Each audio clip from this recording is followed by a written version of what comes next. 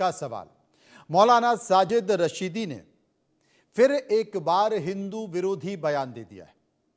आपको बता दें कि रशीदी ने जबरन वंदे मातरम बुलवाने वालों को आतंकी कहा है और इनको जूतों और डंडों से मारने के लिए मुस्लिम समुदाय को उकसाया है। यह पहली बार नहीं जब ऑल इंडिया इमाम एसोसिएशन के अध्यक्ष मौलाना साजिद रशीदी भड़काऊ बयान दे रहे हैं। इसके पहले भी कई बार देश विरोधी होने का वो सबूत दे चुके हैं। हाल ही में साजिद रशीदी ने बजरंग दल की तुलना आईएसआई से की थी और इसके अलावा मौलाना साहब समाजवादी पार्टी सांसद कोशिश कर रहा है। मैं तो कहूँगा कि उसको देश के हित में उसको कुछ न कुछ यहाँ से करके बाहर निकाल देना चाहिए। इसी मुद्दे पर चर्चा करेंगे, समझने की कोशिश करेंगे और जानने की कोशिश करेंगे कि मौलाना रशीदी आखिर क्यों इस बात का जिक्र कर रहे हैं। अमितोष पारिक, प्रवक्ता बीएचपी, मेरे साथ मौजूद हैं। पंडित राकेश चतुर्वेदी, हिंदू धर्मगुरु, मेरे साथ मौजूद हैं। असगर खान, एडवोकेट, मेरे साथ मौजूद हैं और महताब उस्मानी, मुस्लिम स्कॉलर, मेरे साथ मौजूद होते। तो जनाब अमितोष पारिक साहब, अब अगर आपने किसी से वंदे मातरम बुलवाने की कोशिश की तो पिटने के लिए तैयार रही है, जूते खाने के लिए तैयार रही है, डंडे खाने के लिए तैयार रही है और गोली खाने के लिए भी तैयार रही है। मौलाना राशिदी ने ऐसा कहा। जी मनोज भाई, मैं कह रहा हूं वंदे मातरम, और आप, मुझे लगता है कि आपको भी इसमें कोई आपत्ति नहीं होगी, लेकिन जो अभी एडवोकेट बन के बैठे हैं उसको बाद में इस पे आपत्ति होगी। मुझे नहीं पता कि वंदे मातरम कहने से इनकी जितनी भी अपेक्षा है कि जूते मारो, लाठी मारो, ये जिस तरह की इनने बातें बोली, ये पूर्ण हो पाएगी। लेकिन हाँ, एक बात मुझे याद है, मेरी मेमोरी जहां तक जाती है वहां ये जरूर था कि इस देश में आई लव मोहम्मद के नाम पर जितनी जगह जाजा आई लव मोहम्मद बोला, वहां वहां इनके लठ भी पड़े हैं, इनके जूत भी पड़ी है, थाने भी गए, और वो सब हुआ है जो ये हमसे अपेक्षा कर रहे हैं कि इनके साथ हो। अब आती है दूसरी बात।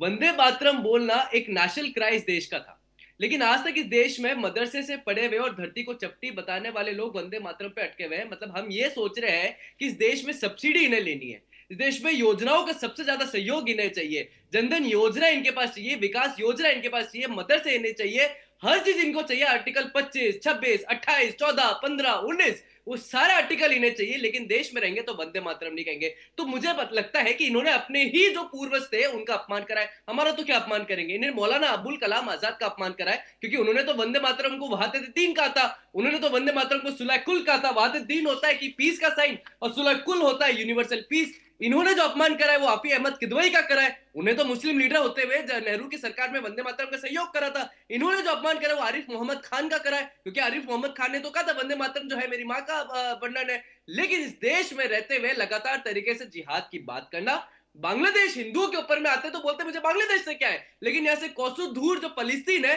उसके लिए यहाँ छाती ठोक लेते हैं। और ये हमारे लिए नहीं कह रहे, कुछ दिनों पहले उन्होंने मदरसे सर्वे के लिए भी यही सेम शब्द कहते कि मदरसे का सर्वे करने है तो उनके जूत मारो। इन्होंने उस समय डिंपल यादव का भी अपमान करा था, इन्होंने हमारी देवी देवताओं का भी अपमान करा था, लेकिन हम उन्हें मौलाना कहते हैं। मुझे लगता है देश बहुत समझदार है, यहाँ का संविधान बहुत समझदार है। इनकी सब्सिडियां बंद करो, इनको मौलाना इनकी पदवी बंद करो, और जो जिस देश में इनका बेनिफिट होता है वो बंद करो। पता चल जाएगा वंदे मातरम बोलना है या आई लव मोहम्मद बोलना है। ठीक है, असगर खान, जवाब।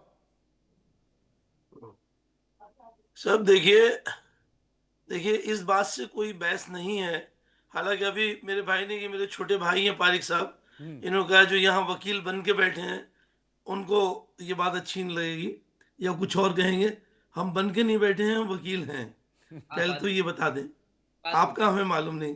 और जहाँ सवाल कि आरिफ मोहम्मद खान ने ये कहा, उन्होंने वो कहा हमारे यहाँ सबको अपनी अपनी कब्रों में जाना है।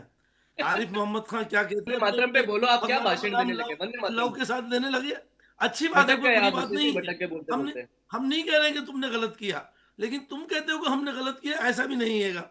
और जहां तक जूतों का सवाल है, जूते कोई किसी इस बात पे नहीं मार सकता, और मारेगा तो एक जूते के 10 जूते खाएगा। कहीं पे भी मुसलमानों ने जूते नहीं खाए हैं इस बात को लेकर। पंडित और अगर राकेश किसी ने चतुर्वेदी कोशिश की है तो साहब, उसके 10 जूता मारे, चलेगा और वो तो अब भी 10 होगा। जूते खाएगा। हम अब भी बता दें आपको, मुझे एक 10 सेकंड का काउंटर करना है। नहीं है वंदे मातरम आपको कहना है आप कहें, लेकिन हमसे जबरदस्ती नहीं कर सकते। किस जगह ये बताइए आप मुझे। मनोज भाई, मैं वो कह रहे जबरदस्ती मत करो। अरे सुनिए वकील साहब सुनिए, मैं महान ज्ञानी और बड़ी बड़ी बातें करने वाले असगर खान साहब से एक सवाल पूछता हूं सबसे पहली बार वंदे मातरम कब अडॉप्ट करा गया था और पहला अपोज कब हुआ था, मुझे बता दे, क्योंकि बस इसके मैं यही चाहता था आप ये सवाल पहला करें। अपोज वंदे मातरम आप कब मुझे हुआ? बताइए पहला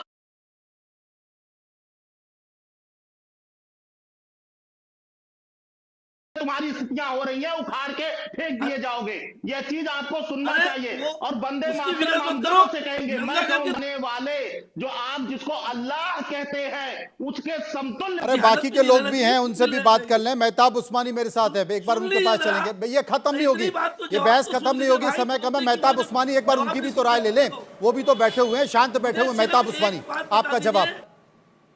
फिर वंदे मातरम को जबरदस्ती क्यों कह, किसी आदमी को नहीं है मर्जी, नहीं कोई ऐसा संविधान में कोई ये तो नहीं है कि जबरदस्ती करके आप किसी आदमी को फोर्स करेंगे कि नहीं तुझे बोलना है।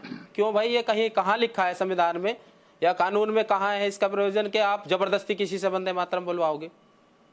अरे ये किसी से नहीं बुलवा RSS के सकते लोग आप। बैठे हैं। और बात जो कर रहे थे अभी इन्होंने आप तो गुलामी की अंग्रेजों की, ये जी। गांधी के अरे असगर साहब, एक बार मेहताब उस्मानी को तो बात पूरी कर लेने दीजिए। माफी मांगिए। हाँ, और आप जो ये जो बात कर रहे थे ना ISI बनाएंगे, और ये देखिए अभी एक मैं सुन रहा था बाबा जी खुलेआम कह रहे हैं कि आप तलवार बांटो, इससे ज्यादा नहीं, बल्कि आप जैसे ISIS वाले संगठन है वैसे संगठन बनाओ हिंदुओं के देश में। तो आप क्या करना चाह रहे हो देश में? आप क्या करना चाह रहे हो? कभी उन बाबा पे कार्रवाई नहीं होती, उन बाबा पे कभी कार्रवाई नहीं होती जो देश में ISIS बनाना चाहते हैं। तो ये देश का माहौल खराब करने के लिए इन लेकिन लोगों को मेहताब अच्छी खासी उस्मानी फंडिंग साहब, होती है। मेहताब उस्मानी साहब, एक सवाल मेरा आपसे किसी के है। इशारे पे काम करते हैं, मेरा ये मेहताब खुद नहीं उस्मानी नफरत साहब, फैलाते मेरा देश एक में। सवाल आपसे जी। है, क्योंकि असगर साहब